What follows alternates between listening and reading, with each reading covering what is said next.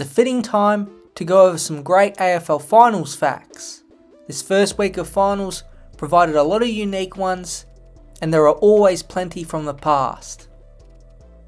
It was a week ago to the date, 20 years in the past, that Essendon last won a final. It's officially been 2 decades since the Victorian powerhouse has advanced to the second week of finals. The win was in 2004 as the Bombers defeated Melbourne in an elimination final by 5 points. It was a Saturday afternoon game and played in front of just under 61,000 people. Essendon were up 31 points at half time before being down by 8 at 3/4 time. It was ruckman forward David Hill who kicked 3 last quarter goals and was the hero in the final term. Some of Essendon's best included Matthew Lloyd, who kicked 4 goals 5, and James Hird, who gathered 21 disposals and kicked 2 goals of his own.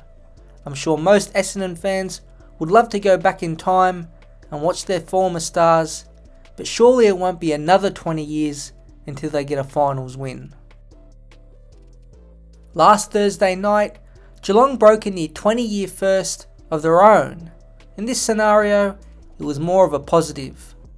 Their dominant 84-point win over Port Adelaide was even more impressive considering the personnel they had.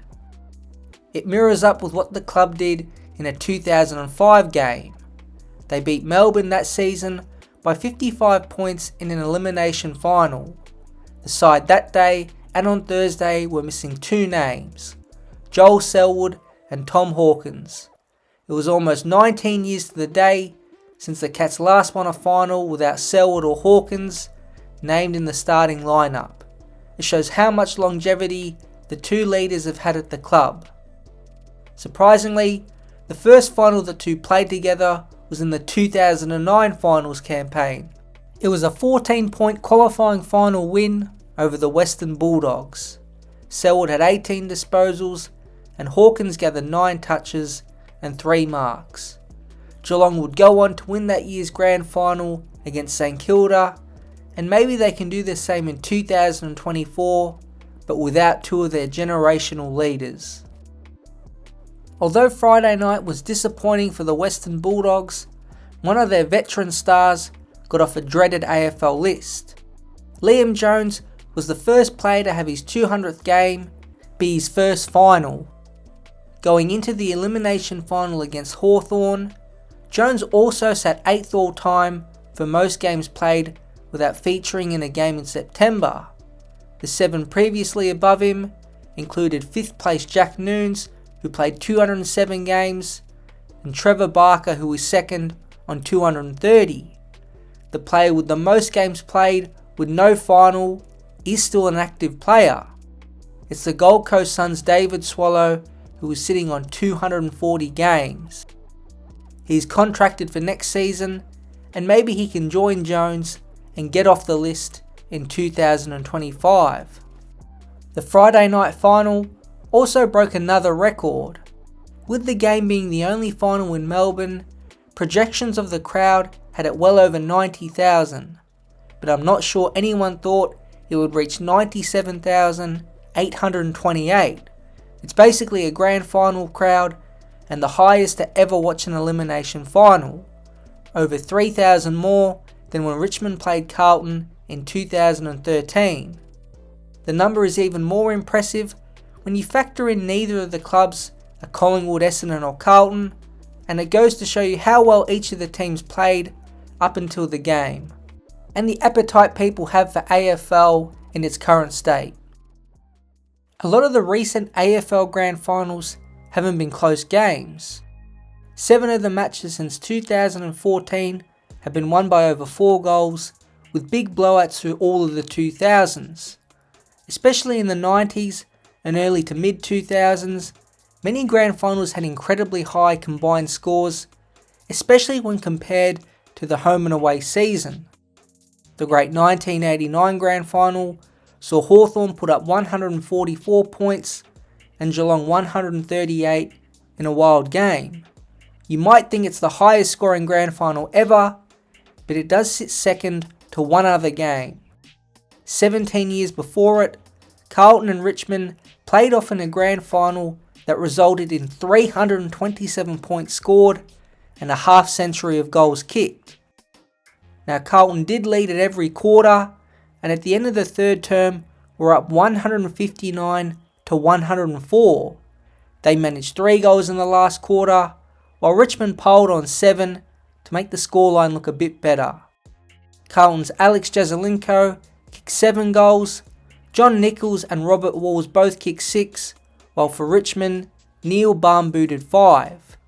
The best thing about the scoreline is if the Tigers had kicked 150 points in any other VFL or AFL grand final in history, they would have been premiers.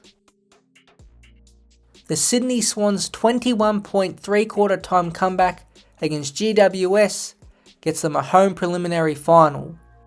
They are perfectly set up to get to yet another grand final under John Longmire. The win also broke a bit of a finals hoodoo for them. Against their arch rivals in GWS, the Swans had lost all 3 finals before the Saturday afternoon thriller. The first of the matchups came in 2016 when the first place Swans hosted GWS.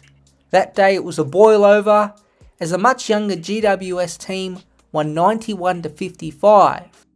However, they would lose in the preliminary final that year, while the Swans would make it to the grand final.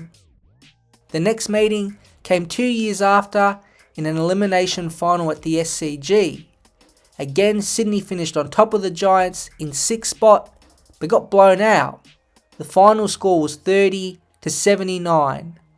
The third was 3 years later in another elimination final. Now, due to the COVID restrictions at the time, the game was played at York Park in Tasmania. It was again Sydney who finished 6th, although there was no clear home ground advantage. The thrilling game was very similar to the one on Saturday, as it went down to the last minutes, as GWS this time successfully fended off a fast finishing Sydney side who had their chances. They ended up holding on by 1 point. Now this isn't exactly a finals fact, but the come from behind win was also a first for Adam Kingsley in a bad way. If you watched the broadcast live, just before three-quarter time, the ultimate jinx came up on the screen. As senior coach of GWS, Kingsley hadn't lost the game when leading at three-quarter time. His record when in front at the final break was a perfect 23 wins and 0 losses. Felt like as soon as that graphic came up, you just knew the Swans would come back. It was a bad time for his first loss in the scenario, although they do host the semi-final against Brisbane. 23-1 when in front at three-quarter time is still very good and a 96% win rate.